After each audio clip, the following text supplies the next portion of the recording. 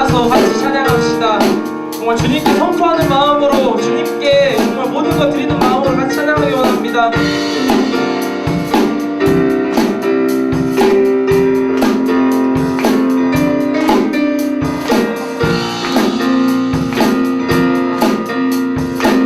주님 뜻대로 살기 원합니다.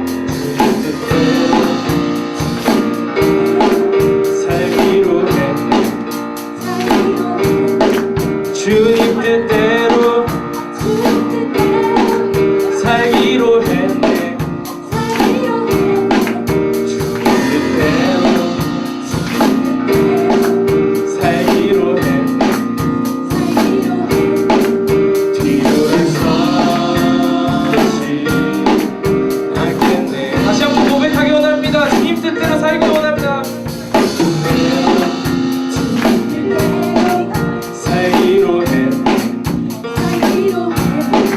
주님 뜻대로 살기로 했네.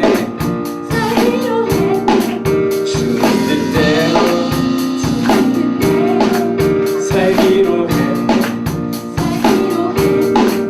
뒤돌아서지 않겠네. 뒤돌아서지 않겠네. 뒤돌아서지 않겠네. 어떠한 시련이 와도 수많은 유혹 속에도 신하신 주님 약속 난 붙들리라. 세상이 이해 못하고 우리를 조롱하여도 신하신 주님 약속만 붙들리라. 결코 돌아서지 않으리. 돌아서지 않으리. 다시 한번 이 세상 사람, 이 세상 사람 날 몰라줘. 이 세상 날 몰라줘도 주님만이 하십니다. 이 세상 사람 날 몰라줘도 뒤돌아서지 않겠네. 뒤돌아서지 않겠네. 뒤돌아서지 않겠네. 어떠한 시련이 와도 수많은 유혹 속에도 신하신 주님 약속만 붙들리라. 세상이 이해 못하고 우리를 조롱하여도 신하신 주님 약속만 붙들리라. 어떠한 시련이 와도 수많은 유혹 속에도 신하신 주님 약속만 붙들리라. 세상이 이해 못하고 우리를 조롱하여도 신하신 주님 약속만 붙들리라. 돌아서지 않으리. 주님 앞으로 나아가기 원합니다. 주님 함께하여 주시옵소서. 시간 가운데 임재하여 주시옵소서.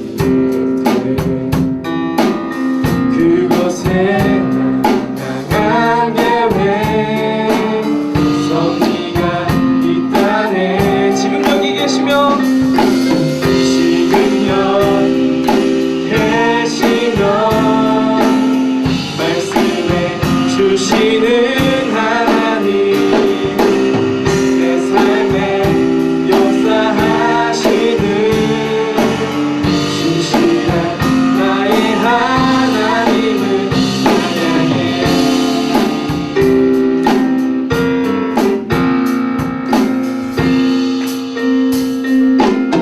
내 앞에 주어진 매일의 삶을 살다가 그곳에 향한 계획 섭리가 있다네 매 순간 나에게 매 순간 나를 요구하시는 작은 일들 그곳에 향한 계획 섭리가 있다네 지금 여기 계시며 말씀해 주시는 하나님 내 삶에 역사하시는 신실한 나의 하나님을 변함이 없는 변함이 없는 영원한 그 사랑 어두운 내 삶의 빛으로 지금 여기 계시며 지금 여기 계시며 말씀해 주시는 하나님 내 삶에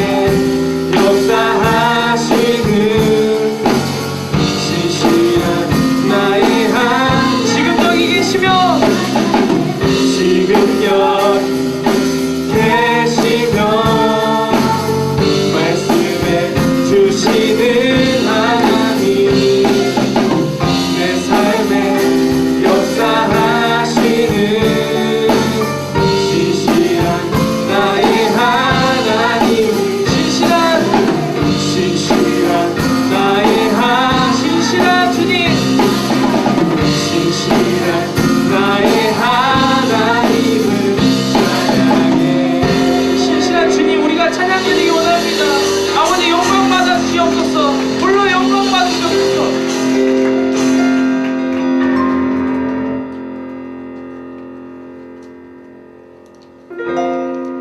주의 이름을 찬양해 주의 이름을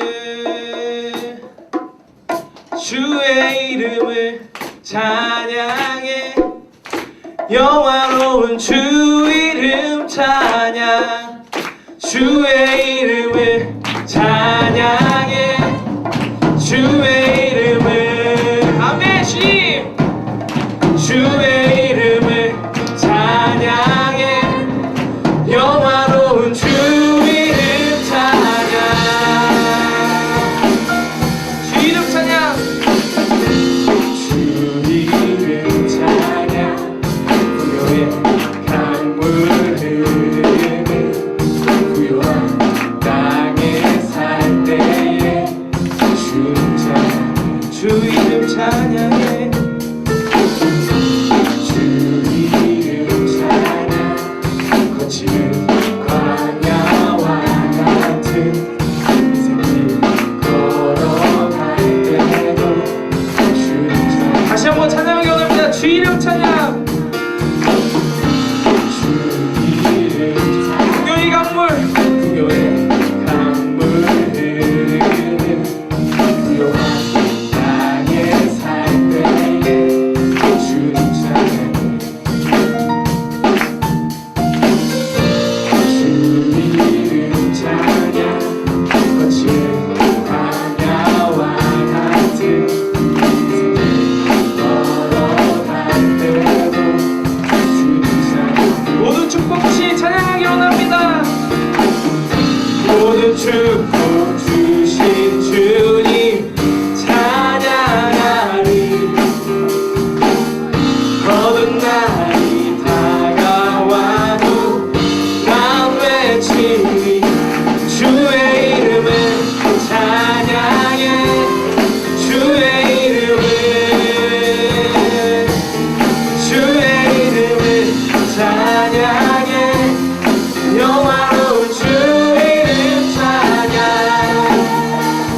찬양 주 이름 찬양 햇살이 나를 비추고 영원히 새롭게 뵐게 주님 찬양 주 이름 찬양 다른 길 험할지라도 고통이 따를지라도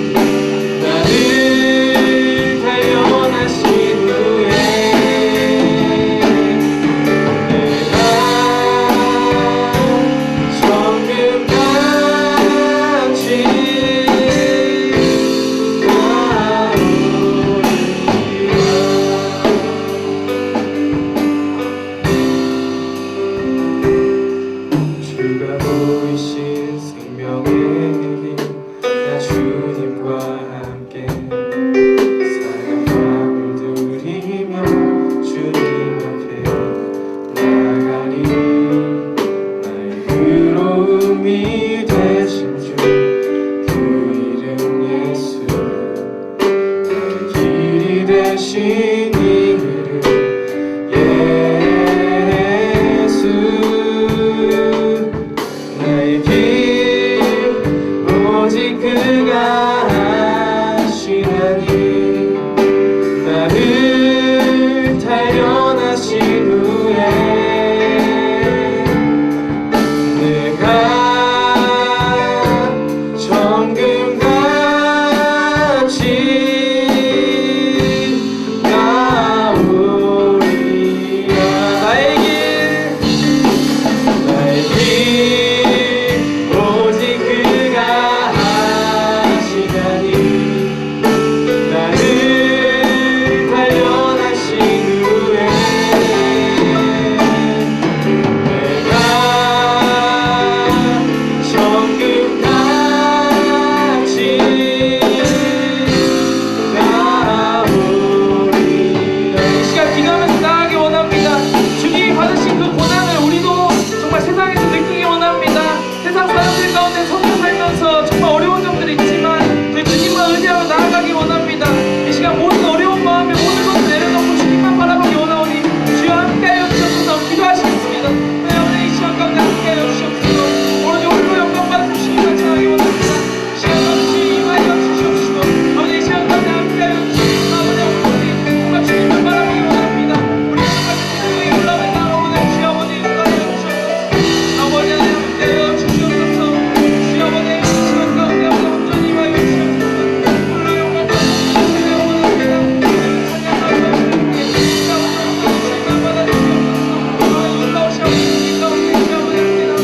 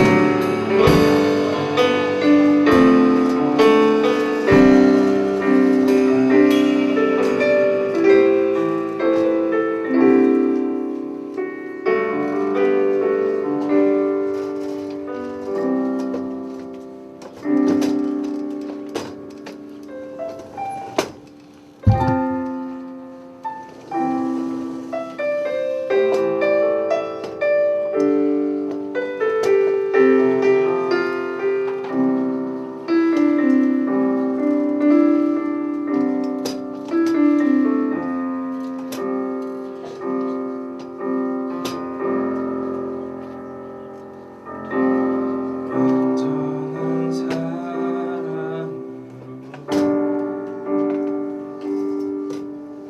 주보혈 은혜로 그 사랑으로 교회 세우사 그 나라 임하였네. 신실한 주의 사랑 내 삶에 가득하니 그 사랑 버리고 내 생각 따라 그 나라 잊고 사네. 날 위해 흐르는 사랑 세상에 흐르는 사랑 그 사랑 버린 나에게 흘러 넘쳐 오네. 주님이 회복한 나라 주님이 통치하시니 두고게 될 소망 품고서 나라의 살림 완전한 사랑 완전한 사랑으로 주보혈 그 은혜로 그 사랑으로 교회 세우사 그 나라 임하여도 신실한 주의 사랑 신실한 주의 사랑 내 삶에 가득하나 그 사랑 버리고 그 생각 따라 그 나라 이곳에 난리 흐르는 사랑을 찬양하기 원합니다. 날 위에 흐르는 사랑 세상에 흐르는 사랑 그 사랑 버린 나에게 흘러 넘쳐 오네 주님이 회복한 나라 주님이 통치하시니 주문에 될 소망 품고서 그 주복이 될 소망 주문에 될 소망 품고서 그 나라에 주복이 될 소망 주문에 될 소망 품고서 그 나라에 예배합니다 찬양합니다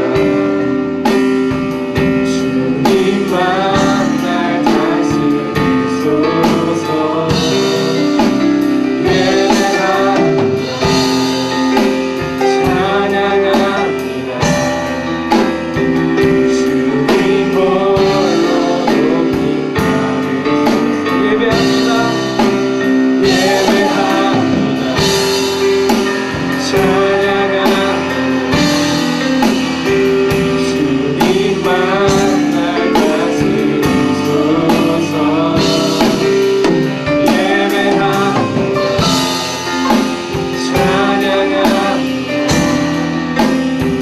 주님 홀로 높임 받으소서 그렇습니다. 주님, 우리가 의지할 것은 주님밖에 없습니다. 주님만 바라보며 나아가기 원하오니 주의 시간에 우리가 예배하고 찬양 드릴 때에 주님 홀로 영광 받아 주시옵소서.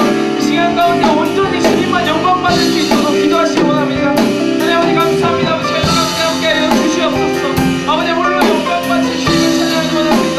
우리 어떠한 모든 것들 가운데 정말 가장 소중하신 주님 찬양하오니 주옵소서. 임하여 주시옵소서. 아버지 임하여 주시옵소서.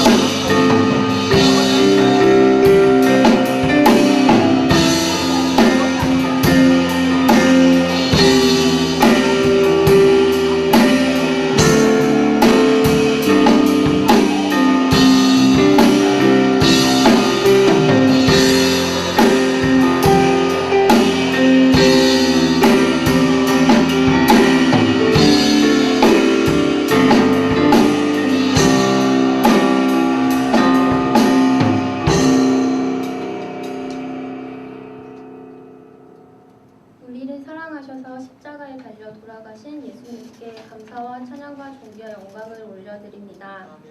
주님의 사랑으로 인해 우리는 죄사함과 구원을 얻었고 영생을 얻었으며 주님의 자녀 되었음을 고백합니다.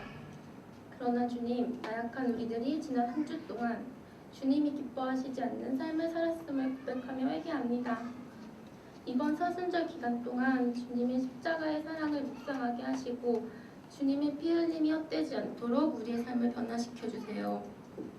이 세상을 말씀으로 창조하신 하나님 아버지, 사계절을 만드시고 저희에게 봄을 주셔서 이런 화창한 날씨에 예배하게 하심에 감사드립니다. 예배의 자리에 나온 지체들의 마음밭을 좋은 땅으로 만들어 주셔서 하나님의 말씀을 듣고 열매 맺는 자들 되게 해주세요. 예배를 준비하는 MC단, 안내팀, 자막팀과 찬양팀을 기억해 주시고 축복해 주세요. 특별히 오늘 말씀 전하여 주시는 박준희 전도사님께 기름 부으셔서 전도사님의 말씀을 통하여 우리의 삶이 변화될 수 있게 해주세요.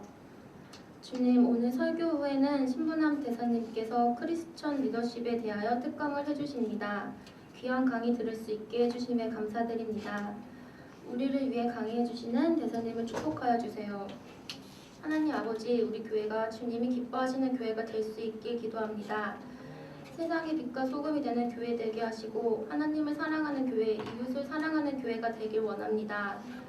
우리 강동 온누리 교회의 담당 목사님이신 최현준 목사님의 영육간을 강건케 하시고 기름 부으셔서 우리 교회의 참된 지도자가 되게 해주세요. 우리 대학부를 사랑하시며 섬겨주시는 멘토님들을 축복하여 주시고 우리 순장님들에게는 순원들을 더욱 사랑할 수 있도록 시간과 여건을 허락해 주세요. 창조주 하나님, 우리가 청년의 때에 하나님을 기억하게 하심에 감사드립니다. 우리 대학부 지체들이 주님을 더욱 알게 하시고 단순히 주님을 알면서 끝나는 것이 아니라 행동으로 주님의 사랑을 증거하는 자들 되게 해주세요. 또한 우리 대학부 가운데 사랑이 넘치게 하시고 이 세상의 빛과 소금의 역할 감당하는 대학부 되게 해주세요. 개인적인 사정과 군대와 유학으로 이 자리에 함께하지 못하는 지체들 기억하여 주시고 각자의 자리에서 주님께 예배드릴 수 있게 해주세요. 주님, 이번 한 주 동안에는 우리 대학부가 건국대학교로 전도를 나갑니다. 아직 예배드릴 곳을 정하지 못한 새내기들이 있다면 우리 교회로 인도하여 주시고 또 주님을 알지 못하는 자들에게도 사랑의 예수님을 전할 수 있도록 캠퍼스 맞춤 전도 가운데 기름 부어주세요. 또한 돌아오는 금요일에는 순장님들과 MC단이 경기도 양평으로 엘트를 갑니다. 1박 2일 동안 안전사고 없게 해주시고 모든 일정 가운데 함께 해주세요. 우리 예배를 받아주실 하나님을 찬양하며 예수님의 이름으로 기도드립니다. 아멘.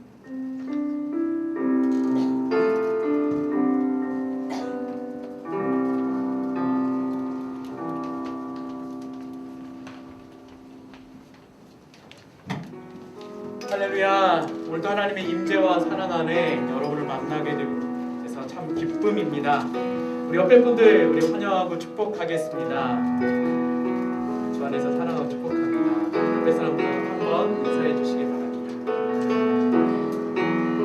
자, 우리 옆에 분들 함께 축복하면서 우리 함께 축복의 교제 나누도록 하겠습니다.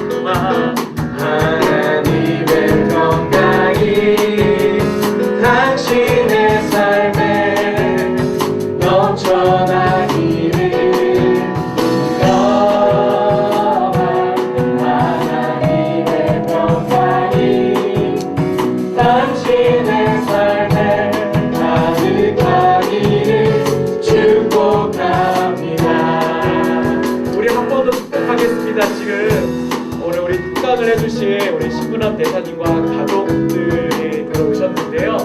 자, 우리 뒤를 바라보면서 다시 한번 축복하겠습니다. 평화 하나님의 평강이 평화 하나님의 평강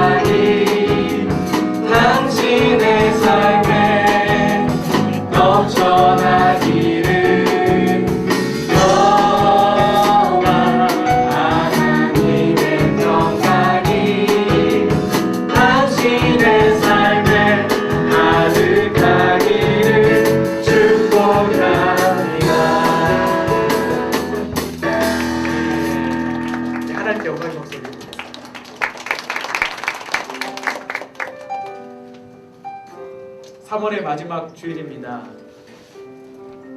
날씨가 따뜻해져서 그런지 바깥에 꽃들이 일찍 봄을 터뜨렸습니다.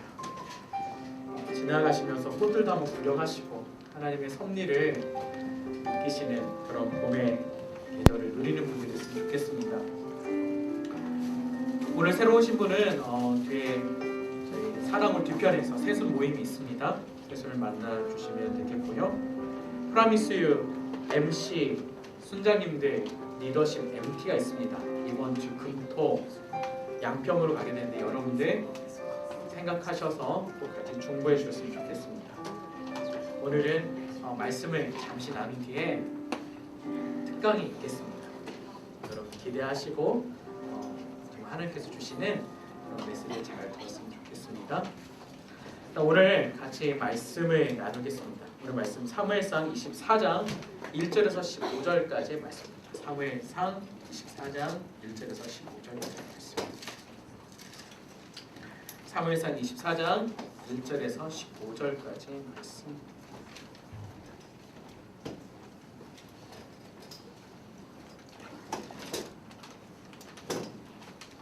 사무엘상 24장 1절에서 15절까지의 말씀 저와 함께 교독하시겠습니다. 제가 먼저 읽겠습니다. 블레셋 사람들과 싸우러 나갔다가 돌아온 사울은 다윗이 엔게디 광야에 있다는 소식을 듣게 됐습니다.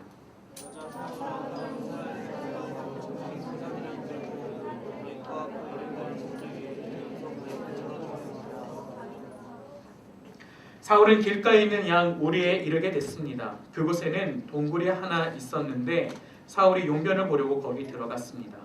그 동굴 안쪽에는 다윗과 그의 일행이 숨어 있었습니다.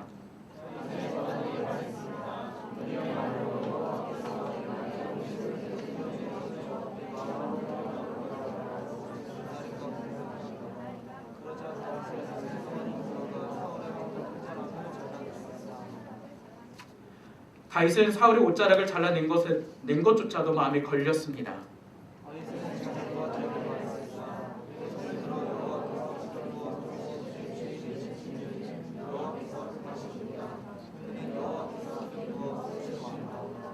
다윗은 이런 말로 자기 부하들을 나무라며 그들이 사울을 공격하는 것을 허락하지 않았습니다. 사울은 동굴을 떠나 자기 길로 갔습니다.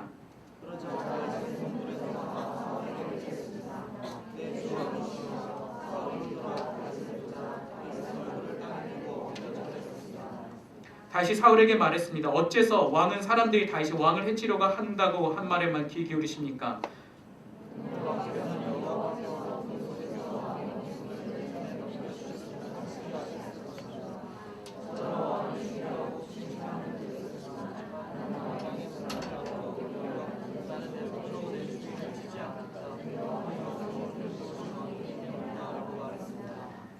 내 아버지여 보십시오. 내 손에 있는 왕의 이 옷자락을 보십시오. 내가 왕의 옷자락을 잘라냈지만 왕을 죽이지는 않았습니다. 그러니 내가 왕께 잘못을 저지르거나 반역한 것이 아니라는 것을 알아주십시오. 왕은 내 목숨을 빼앗으려고 찾아다니시지만 나는 왕께 죄를 짓지 않았습니다.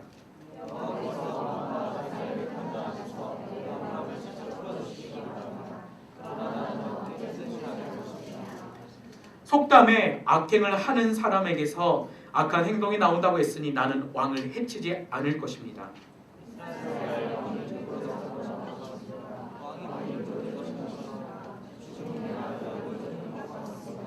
같이 읽겠습니다. 여호와께서 우리 재판관 되셔서 우리 사이를 판단해 주시기 바랍니다. 그분이 내 사정을 살피시고 나를 왕의 손에서 구해내시기 바랍니다. 아멘.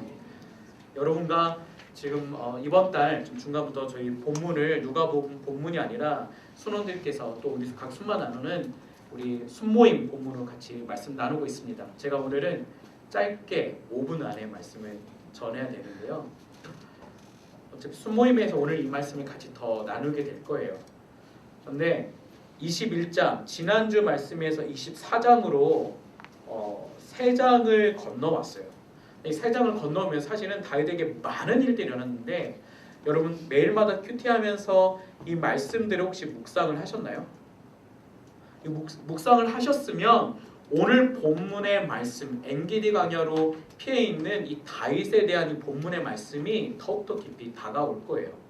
근데 혹시 묵상을 못 하셨으면 그 감동이 조금 덜합니다. 우리 지난주 말씀을 기억하십니까? 지난주는 노베에 있는 제사장이 찾아가서 다윗이 그곳에서 빵과 칼을 얻습니다. 그래서 지난주 우리 같이 기도할 때 생명의 빵 대신 예수 그리스도, 그리고 우리 가운데 주신 말씀 성령의 검으로 살아가기를 결단하며 기도했는데, 여러분 한 주 동안 그런 예수 그리스도 안에서 참된 양식으로 주님과 연합하고 주님을 만나고 안식을 누리는 삶을 사셨습니까? 어떤 성령의 검, 성령의 검은 하나님의 말씀을 가지고 영적 전투에서 승리하셨습니까? 여러분 여기서부터 우리가 좀 짧게 보면 지난주 21장의 말씀을 이어서 보면 다윗이 사울을 두려운 나머지 블레셋 땅 가드로 가게 됩니다. 이 당시에 블레셋의 땅들은 5개의 도시가 연합해 있었어요. 아스돗, 가사, 아스골론, 가드, 에그론. 5개의 연맹체가 모여서 도시국가가 모여서 블레셋이라는 나라를 이루고 있었는데, 이곳에서 다윗이 피해서 간 곳은 가드입니다. 사무엘상 21장 10절에 보면 그 가드로 피해 있던 다윗이 이렇게 고백합니다. 10절에 보면 미펜의 사울이라는 표현을 쓰게 됐는데, 사울의 얼굴로부터라는 표현입니다. 이것은 다윗이 사울을 떠올릴 때 사울의 얼굴에는 살인의 영으로 가득한 사울을 보고 두려워한 것이죠. 여러분 얼굴은 그 사람의 영성을 드러냅니다. 그가 어떤 생각을 하는지 보여주는 것이 우리의 얼굴입니다. 세상에 찌든 사람, 피곤한 사람, 욕심이 많은 사람, 그 모든 것들은 사람의 얼굴을 통해서 드러나는데, 다윗은 사울의 얼굴을 보고 살인과 관계로 가득한 얼굴을 보고 두려워했던 것입니다. 그래서 다윗은 그 사울을 피해서 가드로 가게 되는데, 가드는 골리앗의 출신지였어요. 그런 가드로 가서 그곳에 가드왕 아기스를 만나 대화합니다. 다윗은 그곳에 미치 강의 역할을 하죠. 성문에 가서 극적대면서, 그리고 침을 질질 흘리면서 나는 미친 사람이다 라고 보여주고, 그리고 신하들로부터 미친 사람으로 표현되며 아기스가 그를 의심하지 않아요. 그렇게 다윗은 가드로 갔다가 그곳에서 나와 아둘람굴로 가게 됩니다. 아둘람굴은 그 가드라는 지역과 베들레헴부터 각각 15km 떨어졌던 지역이었어요. 그 아둘람굴로 피하게 되는데, 그 아둘람굴을 피했던 다윗이 가족들, 아버지 이새와 가족들을 아둘람굴에서 만나고 그곳에서 400명이나 되는 사람들을 만나게 됩니다. 환난당한 자, 빚진 자, 마음이 원통한 자, 이런 사람들 400여 명이 다윗에게 몰려들었어요. 그런 아둘람굴에 있었던 다윗은 또한 사울을 피해서 어디로 이동하게 되냐면 다시 동쪽으로 가게 돼서 모압 미스베에 있는 모압 왕에게 찾아갑니다. 그리고 그곳에서 자기 부모를 맡기기도 하고, 그리고 모압에서 머무고 있다가 선지자 갓이 다윗에게 이렇게 이야기합니다. 당신은 하나님의 사람입니다. 이방 땅에서 나와서 유다로 가십시오. 그래서 다윗은 그곳을 떠나서 유다 땅 헤레스불로 가게 됩니다. 근데 그 헤레스불에서 만나는 인물이 하나 있어요. 에돔 사람 도액이에요. 이 사람은 어떤 사람이냐면 지난주에 칼과 빵을 주었던 제사장 아히멜렉이 다윗에 그렇게 주는 걸 보았던 사람이에요.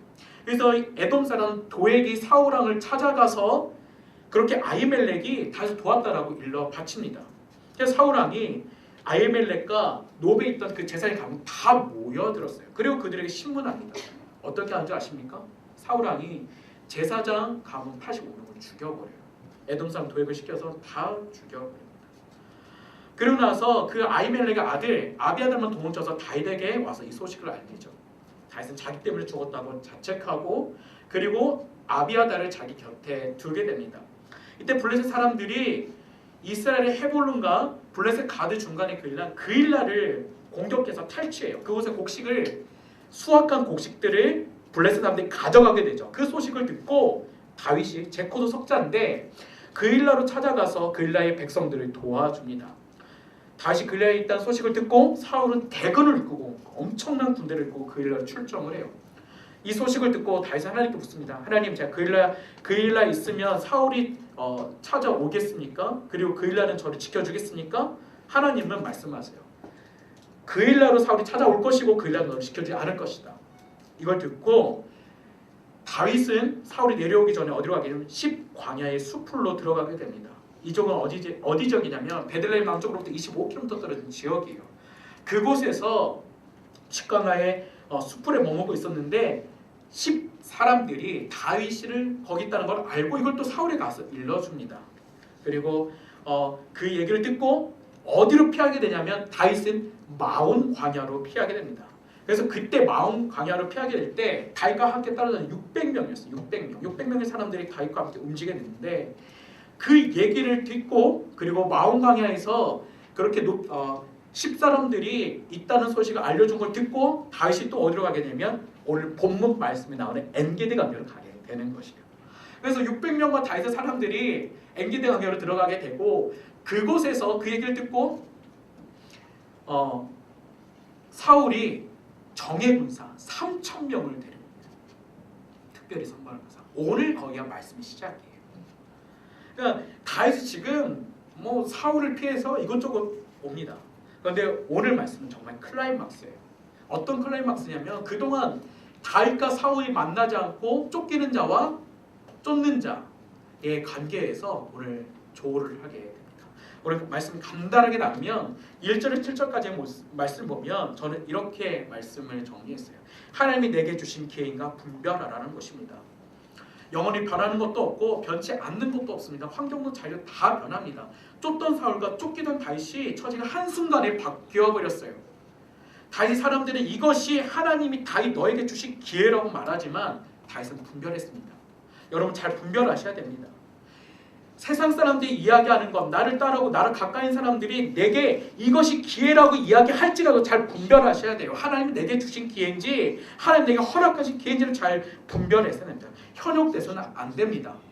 다윗에게는 확고한 중심이 있었어요. 하나님이 기름 부어 세운 왕을 해칠 수 없다는 확고한 진리, 하나님의 말씀에 기초했기 때문에 상황에 따라 흔들리지 않고 유혹된 소리를 거절하고 하나님의 말씀을 지킬 수 있었습니다. 여러분 하나님의 말씀 붙잡으십시오. 하나님의 말씀이 여러분 가운데 삶의 진리가 되게 하십시오. 하나님의 말씀을 중심을 갖고 세상의 소리에 현혹되지 않고 하나님의 뜻과 방법을 구하며 나아가십시오.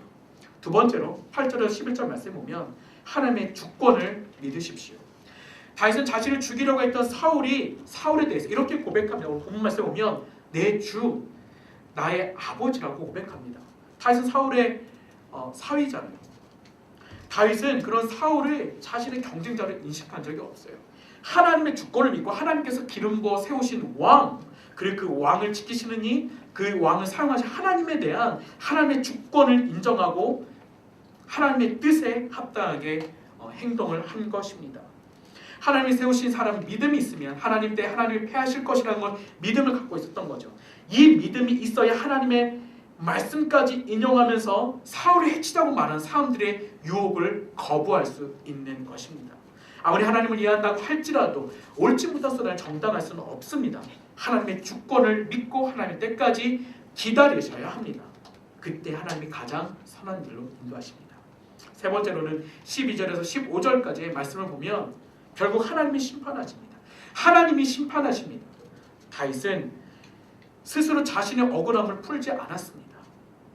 그리고 심지어 사울의 그 옷자락, 한 자락을 잘라내고도 너무 하나님께 죄송한 마음을 표현했어요. 의로운 재판장이신 하나님께서 다루실 수 있도록 여러분도 하나님께 구하십시오. 여러분 삶의 모든 재판은 하나님께서 여러분 구하실 수 있도록 하나님은 각 사람을 보고 판단하신다. 그 행위대로 심판하십니다. 지금 당장은 악인들이 번성하고 강한 것처럼 보여도 결국 하나님 마지막 때에 오셔서 모든 것들을 선과 악 간에 심판하실 것입니다. 여러분 억울한 일 당할 때 하나님의 판단에 호소하십시오.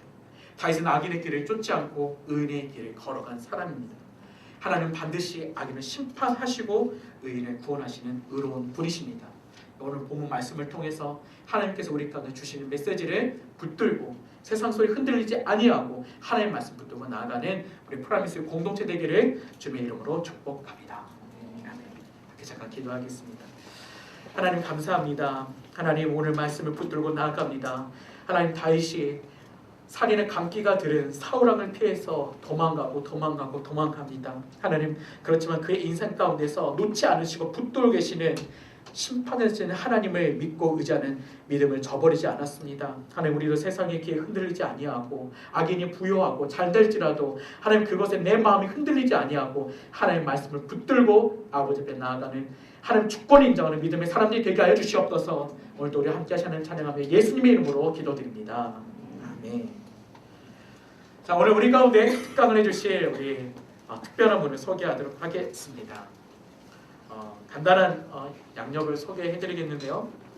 신일고등학교를 졸업하시고 서울의 동문과를 졸업하셨습니다. 그리고 경제협력개발기구 OECD 환경정책평가위원회 부의장을 역임하시고 UN 지속성장 가능 발전위원회 부의장도 역임하셨습니다. 그리고 외교부 녹색성장 대사로도 활동하셨고요. 현재는 외교부에서 기후변화 대사로 활동하고 계시는데 2주 후에 쿠웨이트 대사로 가시게 되는 분이십니다. 우리 신문환 대사님 이 자리에 모셔서 크리스찬 리더십이라는 내용으로 주제로 강의 듣도록 하겠습니다. 우리 대사님 나오실 때 우리 같이 주님 안에서 환영의 박수로 맞이하도록 하겠습니다.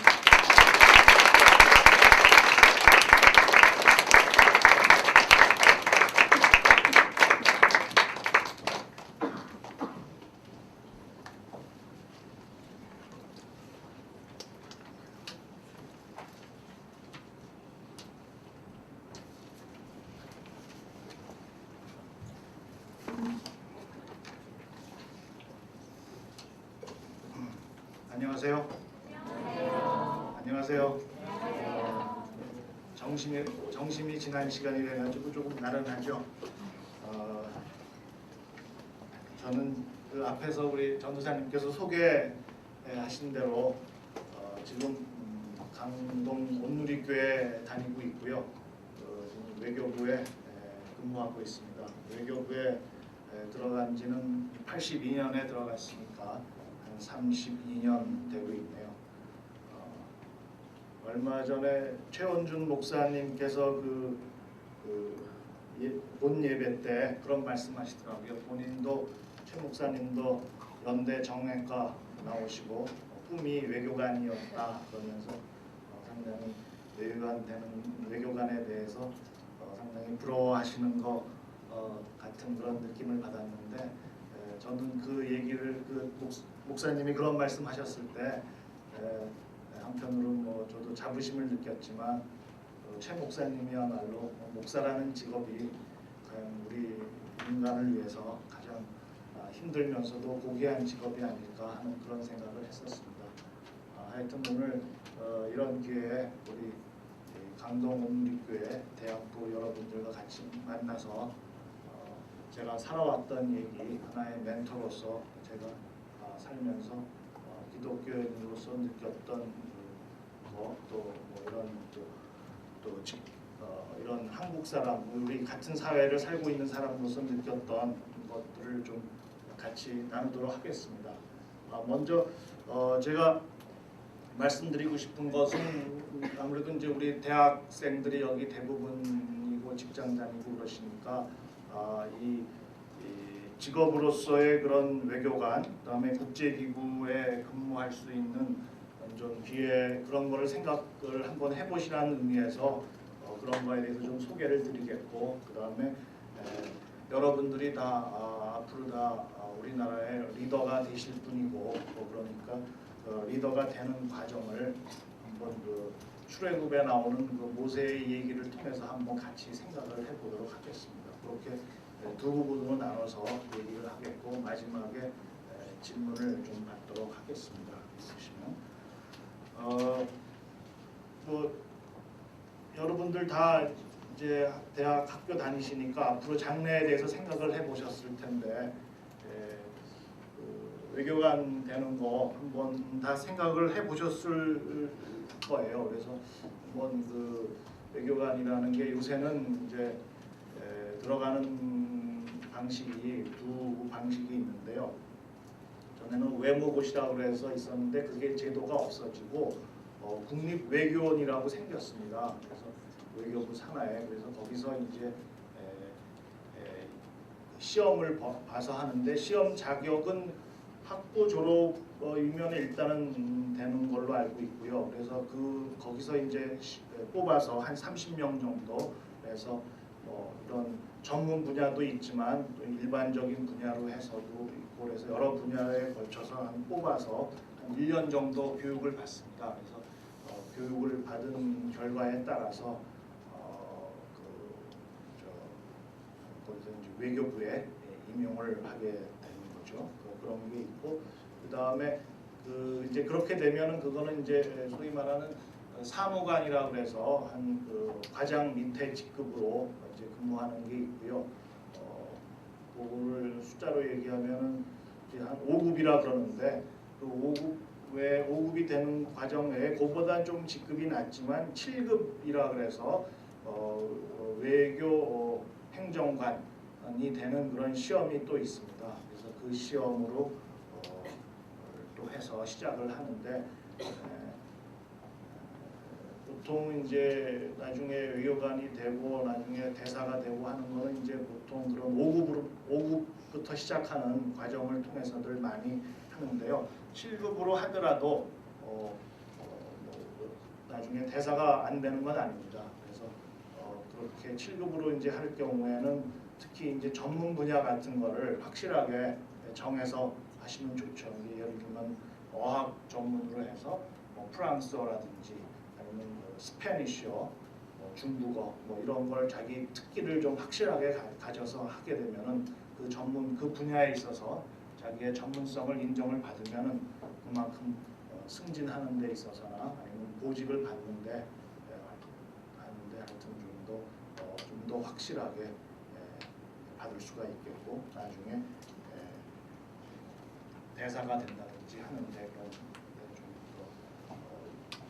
쉽게 할 수 있다, 유리할 수 있다 그런 말씀을 드릴 수 있겠습니다.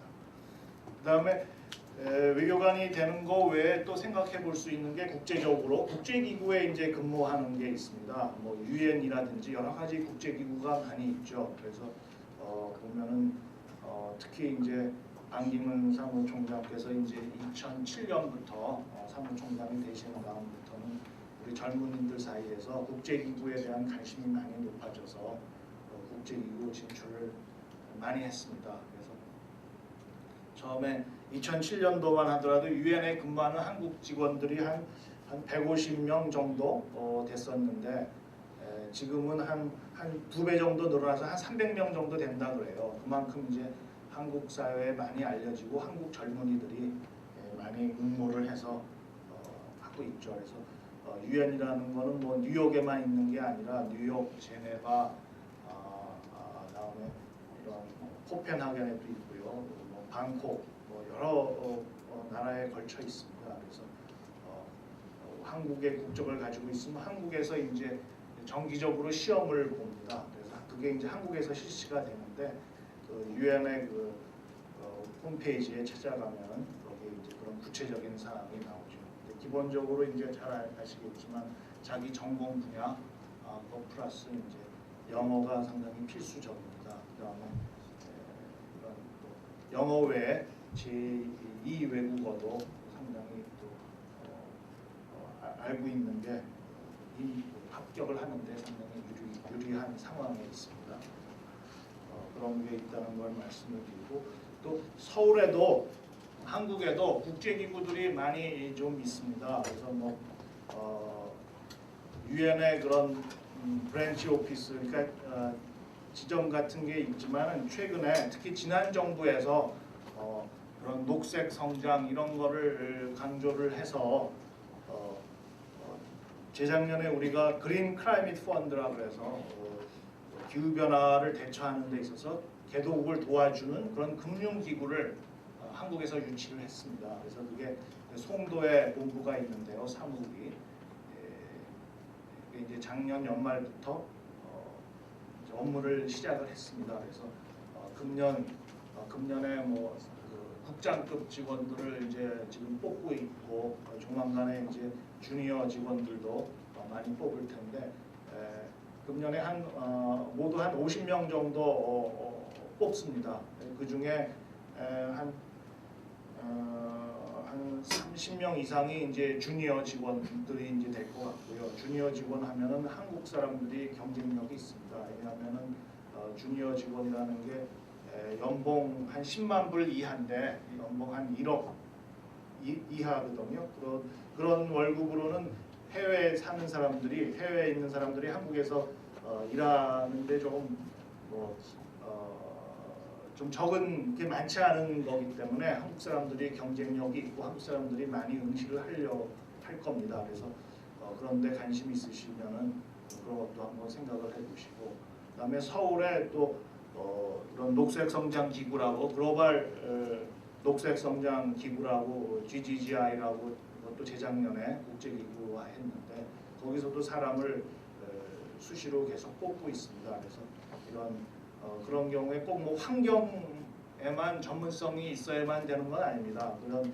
이런 제너럴 매니지먼트 쪽에도 사람이 필요하고, 그다음에 이런 언론 분야, 커뮤니케이션 분야 쪽에서도 사람이 필요하니까 그런 분야를 전공하신다든지 그런 관심 있으시게 되면은 그런 데도 한번 관심을 가져주시면 좋을 것 같아요. 그래서 그런 외교부라든지 국제기구에 근무할 수 있는 그런 길이 있다는 거, 그런 데도 좀 관심을 가져달라는 말씀이고, 그다음에 또 한국에서도 그런 국제기구의 자리들이 많이 나오고 있다는 거, 그런 거를 좀 말씀을 드리겠고요. 그다음에 당장 뭐 그게 아니더라도 요새 그 코이카라고 있지 않습니까? 국제협력 개발협력기구, 그런 데서도 이제 우리 대학생이라든지 대학교 졸업한 사람들을 많이 뽑습니다. 근데 그거는 일종의 봉사요원이죠. 그래서 개도국에 자기가 가지고 있는 기술을 가지고 뭐 IT라든지 아니면은 뭐 그런 초등학생, 유치원 학생 뭐 가르치는 거라든지 여러 가지가 있는데, 그런데 이제 봉사 활동을 나가는 겁니다. 물론 개도국에 나가는 거니까 상당히 생활 여건이 쉽지는 않습니다만 그런 걸 통해서 자기가 다른 사람을 도와줄 수 있다는 그런 자부심도 가질 수가 있고, 그다음에 그런 봉사 활동을 통해 가지고 이런 국제사회 다른 나라의 문화도 접해볼 수 있고, 그래서 그런 걸 통해서 다른 나라 사람들을 이해하게 되고 그런 게 이제 앞으로 나중에 국제기구라든지 외교관이 될 수 있는 좋은 바탕이 될 수 있을 것 같습니다. 그런 거를 말씀을 드리겠고요. 또 이 관련해서 궁금한 사항이 있으면 제가 나중에 질문을 하시면 제가 아는 대로 답변을 해드리도록 하겠습니다. 그 다음에 이제 두 번째 토픽으로는 아까 말씀드린 대로 우리 크리스찬으로서 리더가 되는 과정, 그거에 대해서 좀 말씀을 드리겠습니다. 전도사님께도 제가 출애굽 3장 4장 를 말씀 좀 부탁을 드렸는데요. 그 성경 구절을 좀 참고를 하면서 얘기를 하면은 더 이해하기가 좋을 것 같습니다. 출애굽 3장 4장을 보시게 되면은 잘 아시겠지만 모세가 이제 하나님의 부름을 받는 그런 과정을 소개를 해놨습니다. 그래서 성경 말씀이 여기 나오나요? 예. 여기 그래서 이제 보게 되면은 제가 이게 3장부터 4장이 있는데 그걸 제가 다 말씀드리지는 않겠고요. 아시겠지만 중요한 구절을 봐가면서 이제 설명을 드리도록 하겠습니다. 3장 10절에 보면은 이제 3장 처음에 보면은 이제 모세가 이제 하나님을 이제 만나는 과정에 대해서 이제 떨기나무에 이제 불이 붙는 그런 얘기가 나오고 있죠. 그래서 그거는 그 앞부분에 나오는 거고요. 3장 10절에 보면 하나님이 이제 모세한테 처음으로 말씀을 합니다. 너는 가서 지금 이집트에서 고통을 받고 있는 네 동족들을 바로 왕으로부터 구출을 하라, 이런 말씀을 하죠. 그리고 그 전에 7절부터 9절 사이에는 이제 이스라엘 백성들이 이집트에서 여러 가지 고통을 겪고 있는 것을 쭉 서술해 있습니다. 그래서 그거는 왜 10절에서 하나님께서 그런 말씀을 하는지에 대해서 이제 설명이 되어 있는데요. 하나님의 계시는 말씀은 분명합니다. 그래서 동족을 구출하라 이런 말씀을 딱 하십니다. 그랬더니 이제 모세가 뭐라 그럽니까? 11절에 하는 말씀이 11절 얘기는 그겁니다. 왜 내가 해야 됩니까?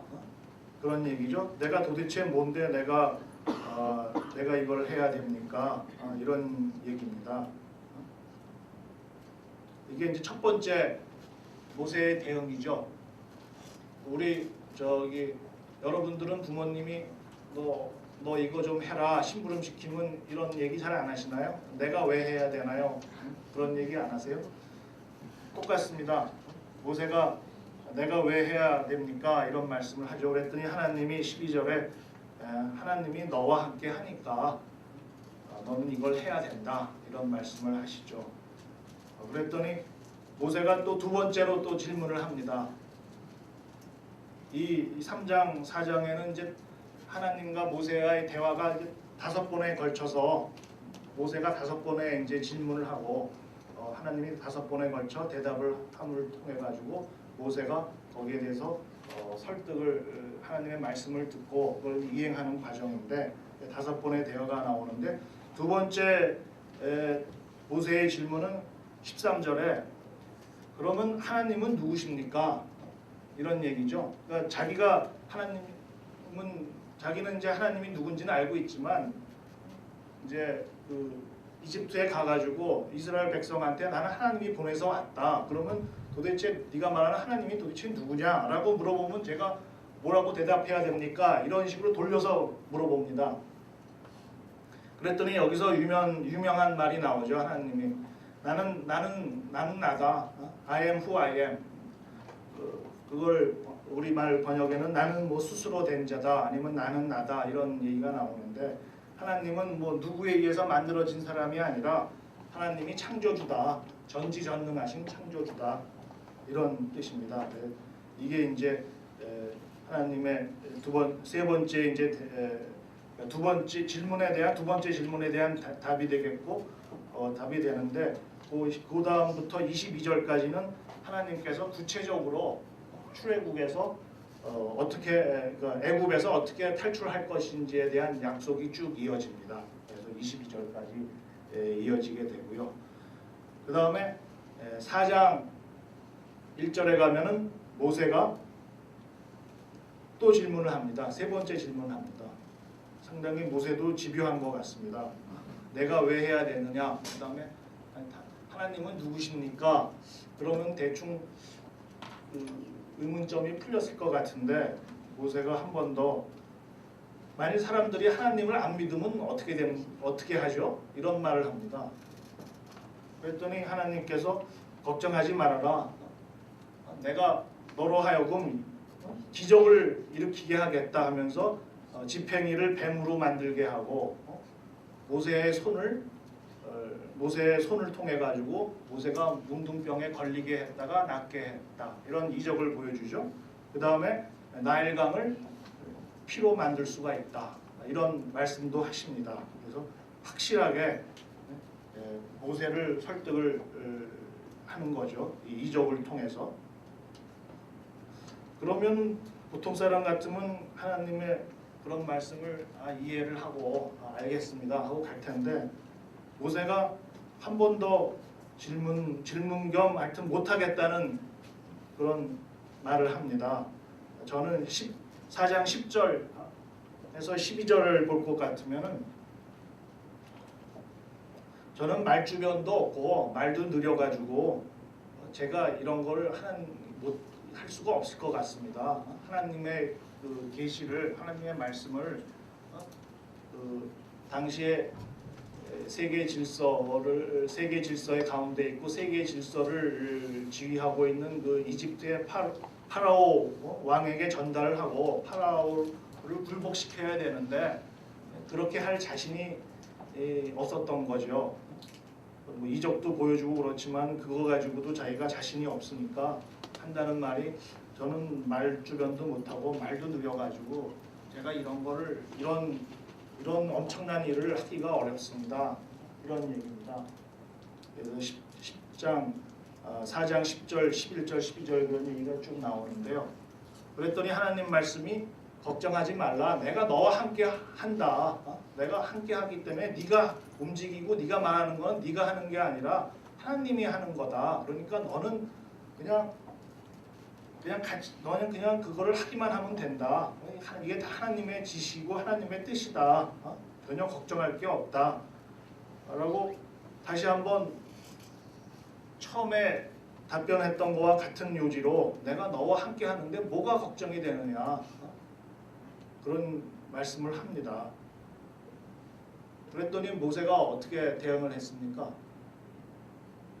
13절부터 17절 사이인데요.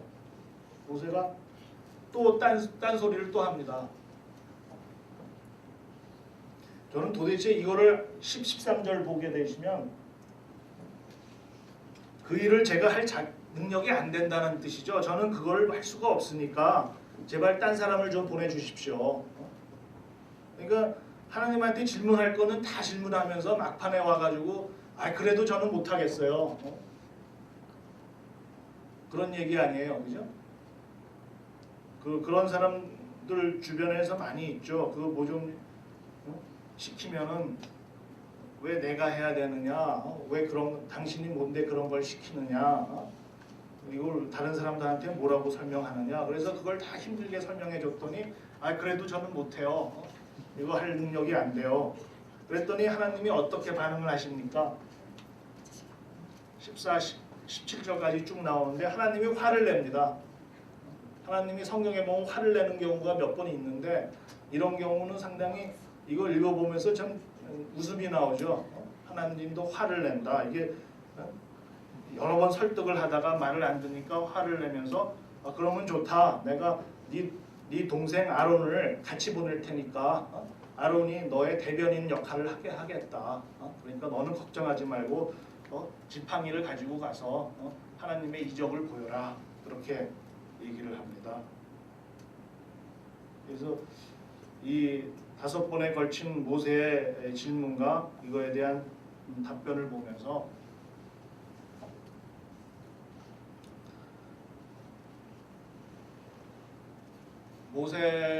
모세는 바로 저는 그렇게 생각해요. 우리 모두가 다 모세와 같은 사람일 거다. 처음에 하나님께서 뭘 하라 그랬을 때 다 여러분들이 저나 여러분들이 어느 단계에 있는지 모르겠지만 1단계에 있을 수도 있고 5단계에 있을 수도 있고 아니면 하나님께서 아직 하라고 지시하지 않은 제로 단계일 수도 있겠죠. 그런 단계 중에 다 우리 모두는 있지 않을까 그런 생각을 하고요. 하나님 말씀을 통해서 저는 이 성경을 보면서 3가지를 좀 생각을 해봤습니다. 첫째, 하나님은 포기하지 않는다. 하나님이 딱 뜻을 정했으면 그야말로 이런 하나님의 목적을 달성하기 위해서 설득도 하고 화도 내신다. 그런 거를 제가 이걸 통해서 알게 됐고요. 다 여러분들 다 같은 생각일 겁니다. 그 다음에 이런 하나님이 세운 목적을 위해서 인간은 도대체 뭔가 모세는 이게 하나의 수단으로 보이더라고요. 하나님은 다 뜻이 정해져 있고 너는 이거를 너는 가서 시키는 대로 하면 되는 거 아니냐. 그러니까는 모든 게 다 하나님의 뜻이고 모세를 선택한 것도 하나님의 뜻이고 결국은 모세의 뜻이 아닌 하나님의 뜻을 모세가 이제 이행하는 거겠죠. 또 이렇게 하기 위해서 이적도 행하는 거고요. 또 말도 잘하게 해주고 또 대변인도 이제 붙여줬죠. 또 그런 거를 보게 되는데 또 3번째로 마지막으로 또 느끼는 거는 그러면 하나님만 이게 다 하는 거냐? 하나님이 다 100% 하시는 거냐? 그런 건 아닌 것 같더라고요. 하나님이 왜 힘들게 모세를 설득하고 훈련을 시키고 있습니까? 결국은 하나님도 인간의 자유의지를 존중을 해서 우리가 스스로 그렇게 하기를 기다리시는 거 아닌가. 절대로 강제로 시키지는 않는다는 걸 여기서 또 알 수가 있었습니다. 그래서 하나님이 주도는 하시나 우리 각자의 그런 자유 의지로서 우리가 받은 소명이 뭔지를 판단하고 우리 스스로 결정하게 하시는 게 아닌가. 그래서 모세도 하나님의 지시를 하나님께서 이게 지시죠. 5번이나 결국 4번이나 무시하고 마지막 5번째 이걸 받아서 이제 하게 되는데, 근데 모세가 왜 이런 상황에 있을까? 이렇게 왜 하나님의 말씀도 듣지 않고 무시하고 이런가를 생각을 해봤더니, 모세가 이집트에서 도망 나와서 광야에서 40년 동안 무의도식을 했습니다. 이드로라는 그런 그 지역의 족장 그 사람에서 살면서 그 사람의 딸과 결혼을 하면서 40년 동안 무의도식하면서 하는 일 없이 사니까 얼마나 무력해졌겠습니까? 여러분들도 뭐 직업 없이 1년 2년 살면은 무력해지고 자포자기해지지 않겠어요? 40년을 이렇게 살았으니까 다 뭐 분명해지겠죠. 다 이해를 할 수 있겠죠. 그런데 또 나중에 모세는 하나님의 뜻을 알고 사람이 바뀌게 되죠. 그래서 이렇게 자신 없어 하던, 오늘 3, 4장에 나오는 것처럼 자신 없어 하던 모세가 출애굽 13장 14장에 보게 되면은 하나님이 기도하고 이러니까 구름기둥과 불기둥이 이스라엘 백성을 안내를 하게 되고, 14장에는 그 유명한 모세를 홍해를 가릅니다. 그래서 쫓아오던 이집트의 그 군대와 마차들이 다 물속에 잠기게 되죠. 그래서 이렇게 사람이 이제 바뀌는데요. 그래서 제가 결론으로 말씀을 드린다면은, 결국은 이런 모세가 이렇게 겪었던 어려움, 이런 난관이나 어려움은 결국은 모세가 나중에 큰 인물, 모세와 같이 위대한 인물이 되기 위한 하나의 필수 코스가 아닌가 하는 생각이 듭니다. 그래서 여러분들 뭐 지금 어려운 거 겪고 있거나 힘든 일 겪고 있으면 그게 하나님께서 여러분들을 크게 훌륭하게 만들어주기 위해서 연단시키고 있는 필수 코스라고 생각을 하셨으면 좋겠어요. 그래서 아시다시피 성경에 나오는 모든 사람들, 유명한 사람들 다 보세요. 다 어려움, 힘든 일 다 겪죠. 아브라함, 요셉도 다 형들한테 이집트에 팔려가고 노비로 팔려가지 않습니까? 요나도 마찬가지고요. 하나님 말씀 안 들어가지고 고래 뱃속에서 며칠씩 있는 거죠. 물고기 뱃속에 살아있는 게 얼마나 힘든지 잘 모르시죠? 저도 잘 모릅니다. 그 속에 있지 않았으니까. 그래서 여러분들이 해가면서 어려운 일, 이 힘든 일을 하더라도 그런 일을 하고 있는 게 자기가 혼자 하는 게 아니고 하나님의 뜻으로 하고 있다는 걸 분명히 명심을 하시고, 하나님이 항상 함께 하고 있다. 그래서 어려워하지 말고 겁먹지 말고 자신감을 가지고 모든 일을 하시기 바랍니다. 그리고 자신이 목표를 세운 게 있으면은 그거를 분명하게 자신감을 가지고 이게 하나님과 함께하고 있다는 것을 분명하게 그런 생각을 같이 가졌으면 좋겠어요. 그래서 이게 불안하고 이러면 아침마다 일어나서 큰 소리로 한번 몇 번이고 한번 읽어보세요. 말해보세요. 그러면 자신감이 더 생길 겁니다. 그리고 뭐 이런 성경에 나오는 사람들뿐만 아닙니다. 실제로 우리가 지금 세계적으로 존경받고 있는 사람들도 다 순탄하게 산 사람이 별로 없어요. 그리고 어떤 사람들의 경우에는 다 이분 정신병까지 다 가지고 있었어요. 그래서 후대 학자들이 조사한 바에 따르면은 뭐 링컨, 처칠, 그다음에 미국의 루즈벨트 대통령, 케네디 대통령, 이런 사람들은 다 우울증, 조울증으로 다 고생을 했다 그래요. 그 사람들의 그 병력 그 기록 같은 걸 다 나중에 체크해 봤더니 다 그런 기록이 나오고 실제로 약물 치료도 받았고, 그래서 이런 사람들이 오히려 사태를 아주 그런 세상 일이 잘 돌아갈 때, 이럴 때는 별 차이가 안 나지만 세상 일이 어려울 때 뭐 링컨처럼 그 남북 전쟁 내란이 일어났다든지, 처칠이나 루즈벨트처럼 2차 대전이라든지 케네디처럼 그 냉전의 와중에서는 이런 우울증 가진 사람들이 오히려 사태를 세상에 보는 거를 냉정하고 정확하게 본다 그럽니다. 오히려 정상적인 사람들은 너무 사태를 막연하게 낙관적으로 보고 있는데, 이렇게 이런 우울증 가진 사람들은 오히려 더 냉정하고 정확하게 판단을 해서 사태가 더 복잡해지고 어려워지고 전쟁 나고 이런 거를 다 막았다, 이런 얘기를 하고 있더라고요. 그래서 요새도 보면은 이 리더십에 대해서 여러 가지 얘기들이 있습니다. 그래서 뭐 카리스마를 가진 사람들도 잘 따르게 하고 사람들을 끄는 힘이 있다 그러는데, 요새는 리더십의 형태가 최고로 치는 리더십이 바로 예수님의 리더십입니다. 즉 섬김의 리더십, 자기가 섬기면서 사람들로 하여금 스스로 따라오게 하는 리더십, 그거를 최고로 치더라고요. 그래서 뭐 포용의 리더십 이런 말도 하는데, 실제로 도리스 굿맨이라고 권력의 조건이라는 책을 쓴 사람이 있는데, 그 사람은 이제 링컨의 사례를 들면서 포용의 리더십을 통해 가지고 자기의 정적들까지도 자기가 다 장관으로 다 발탁을 해서, 그래서 그런 그 미국의 가장 어려웠던 그 남북 전쟁 시기를 잘 이끌어 나가서 미국이 분열되지 않고 지금의 미국이 되도록 하였다, 그런 말도 하고 있고요.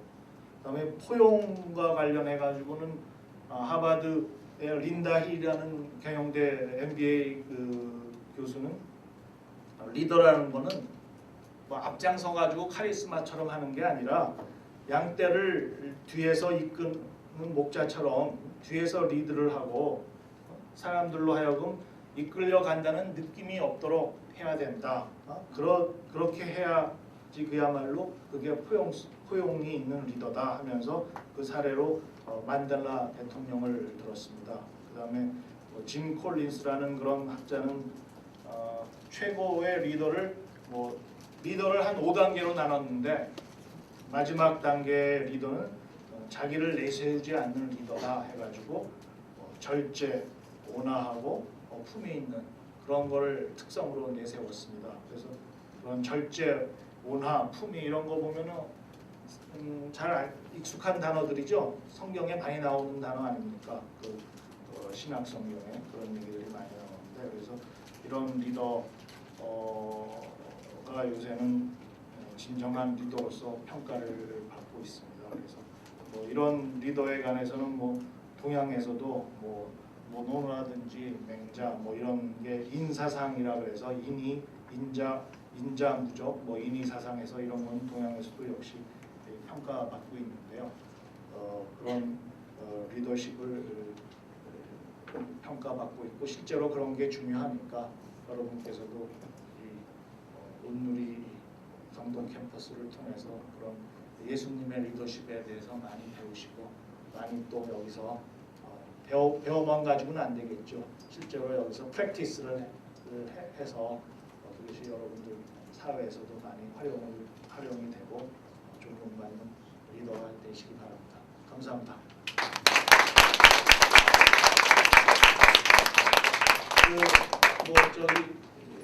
제가 지금 말씀드린 거 관련해서 질문 사항 있으면 시간 되는 대로 질문 받도록 하겠습니다.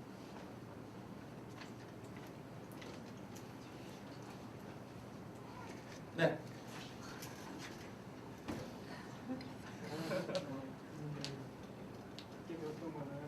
고난에 대해서 말씀해 주셨는데요. 예? 고난에 대해서 크게 말씀해 고난에 대해서 말씀해 주신 거를 개인적으로 대표님께서 하셨던 고난의 시간들을 어떻게 보셨습니까? 고난이라는 게 뭐 사람마다 다 틀리니까요. 그걸 일반화하기는 어렵고 뭐 저도 저 나름대로의 그런 고난이 있었죠.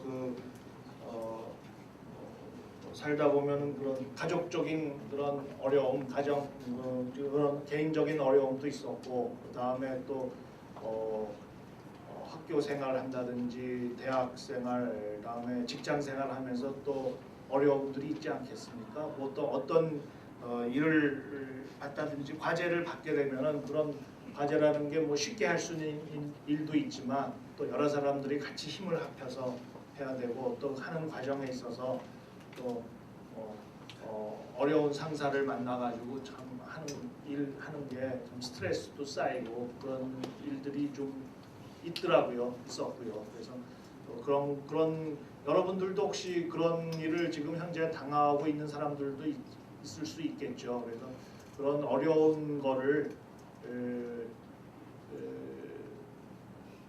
그렇게 어렵게만 생각하지 마시고 이게 뭐 내가 한 단계 더 클 수 있는 과정이다 이렇게 생각을 하시게 되면 그걸 좀 더 슬기롭게 대처할 수 있을 것 같아요.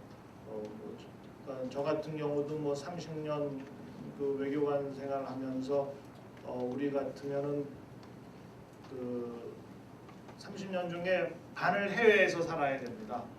15년을 이제 해외에서 저도 뭐 해외 한 6번을 해외 이제 근무를 했었는데 해외 근무한다는 게 또 좋은 점도 있지만 또 어려운 점도 있거든요.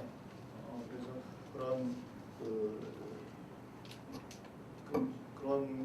그런 과정에서 어려움이 있는데 제가 지금 돌이켜 보면은 역시 그 가족이라는 게 그런 어려운 상황에서 자기가 그 어려움을 극복해 갈 수 있는 중요한 그런 그 힘이 됩니다. 그래서 여러분들 뭐 다 가시면은 부모님 계시고 형제자매 동생 뭐 있을 텐데 그런 거 그다음에 또 뭐 결혼하신 분은 이제 또 저기 배우자가 있을 텐데 그런 게 이제 제가 이제 살아오면서 보니까 그런 게 힘이 되고 그런 어려움을 겪는데 대처하는 데 있어서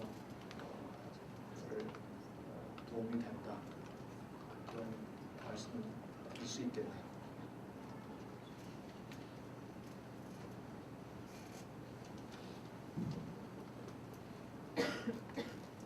예. 기사님의 마지막 꿈이 뭔지, 그러니까 회사로서의 꿈이라든지. 네. 뭐 그렇죠. 이제 직업 제가 이제 외교부로서는 이제 외교부라는 건 이제 그 정년이라는 게 있으니까 저도 한 4년 정도 있는데 이제 대사 이제 하는 게 이제 최고 정점이 됐다고 그럴까요? 그렇게 말할 수 있겠고요. 그 직업적으로는 그런 대사로서의 그런 임무를 잘 훌륭하게 잘 수행을 하면서 또 신앙적으로는 또 하나님의 어디를 가든 간에 하나님의 말씀을 잘 전달하고 이런 게 제가 이제 생각을 하고 있고요. 그다음에 그거는 이제 정년까지고 또 60이라는 정년이 지나면은 떠나서도 뭐 우리가 요새는 인간 수명이 뭐 90세라 그러니까 그 다음에 또 새로운 또 계획을 가지고 또 새로운 분야에서 또 해야 될 것 같고요. 아직 구체적으로는 생각은 안 해봤습니다. 어떻게 할지 그 이후 은퇴 이후에까지는. 그런데 하여튼 분명하게 말씀드린 거는 하여튼 좀 더 하나님의 말씀을 전달하고 하나님의 메시지를 같이 우리 많은 사람들이 알게 하고 싶어하는 거는 항상 그런 마음을 가지고 있다는 걸 말씀드리고 있습니다. 그리고 뭐 또 은퇴 이후에는 좀 더 뭐 요새 말하는 소위 말하는 재능 기부라 그럴까요? 제가 뭐 도와줄 수 있는 분야에서 뭐 한국 사람들도 해당될 수 있겠고 아니면 뭐 다른 나라 사람들도 제가 도와줄 수 있는 그런 걸 해보려고 합니다. 그럼 뭐 다른 말씀 없으면 이걸로 마치도록 하겠습니다. 네. 감사합니다.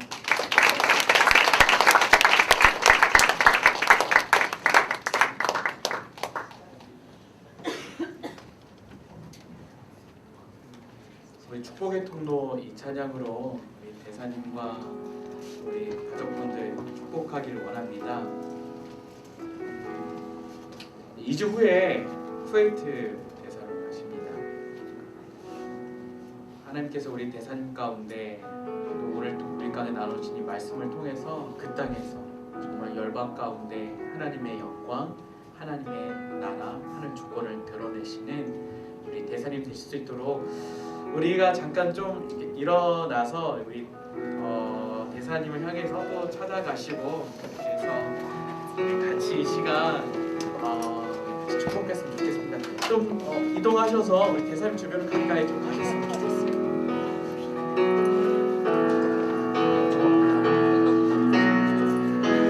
당신은 하나님의 언약 안에 있는 축복의 통로 당신을 통하여서 열방이 주께 돌아오게 되리 당신은 하나님의 언약 안에 있는 축복의 통로 언약 안에 있는 축복의 통로 우리 대사님을 통하여서 주께 예배하게 되리 주께 예배하게 되리 우리 이 시간 대사님과 우리 대사님 가족을 축복하며 함께 중보했으면 좋겠습니다. 하나님께서 보내시는 그 땅, 쿠웨이트 그 땅 가운데 하나님 귀한 하나님의 대사로도 사용하여 주셔서 우리 대한민국 이 땅을 위한 또한 하나님